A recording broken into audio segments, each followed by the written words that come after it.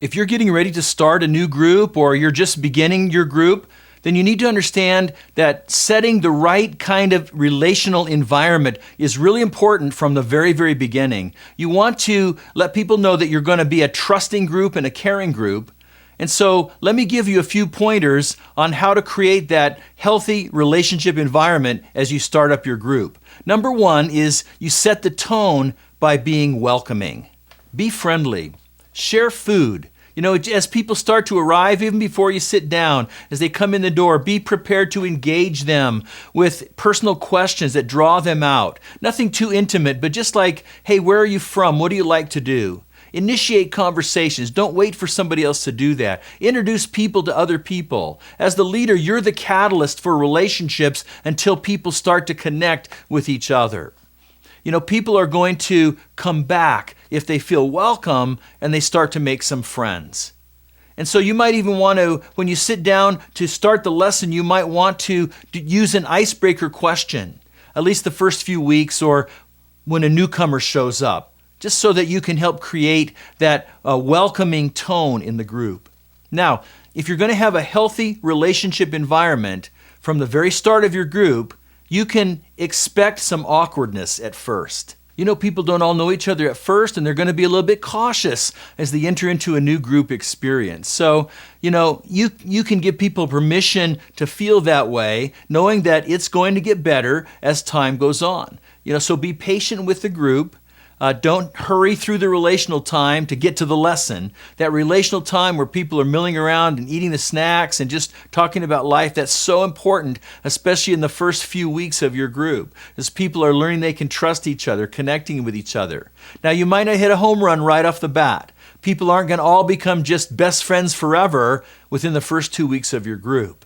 So keep working on it, keep being the catalyst, keep working to connect people to each other. Just realize it's going to take time and there might be some awkwardness at first. Now, if you want to create a healthy relational environment in your small group from the very beginning and you want it to be a trusting environment, then here's something really important. Don't be weird. What I mean by that is, don't do things that newcomers are going to feel strange about, that are going to make them feel awkward or uncomfortable. Like, don't ask for deeply personal, private sharing in the first few weeks of the group. Don't ask people to touch each other, like holding hands for prayer or give your neighbor a shoulder rub. Don't do other rituals that you might find meaningful but newcomers would find strange. I personally feel like even singing worship songs in small group is weird to the person who's new to the life of the church. And if you're not sure whether it's weird or not, ask your co-leaders or ask your coach about it before you implement any of your ideas. Here's the thing is, put yourself in the shoes of the newcomer or the person who's not familiar with church ways. Because if you've been going to church for a while or going to small group for a while, pretty soon you forget what seems weird when you're new. And you might have forgotten even the things that seemed strange to you when you were new and you've gotten used to them. So don't assume that the things that we become accustomed to won't seem just a little bit strange to the guests that you've invited to your group. If you want people to come back and if you want people to trust you, don't be weird. Now, there's one final principle about establishing a healthy relationship environment in your group from the very beginning, and that is to establish group ground rules in the first few weeks.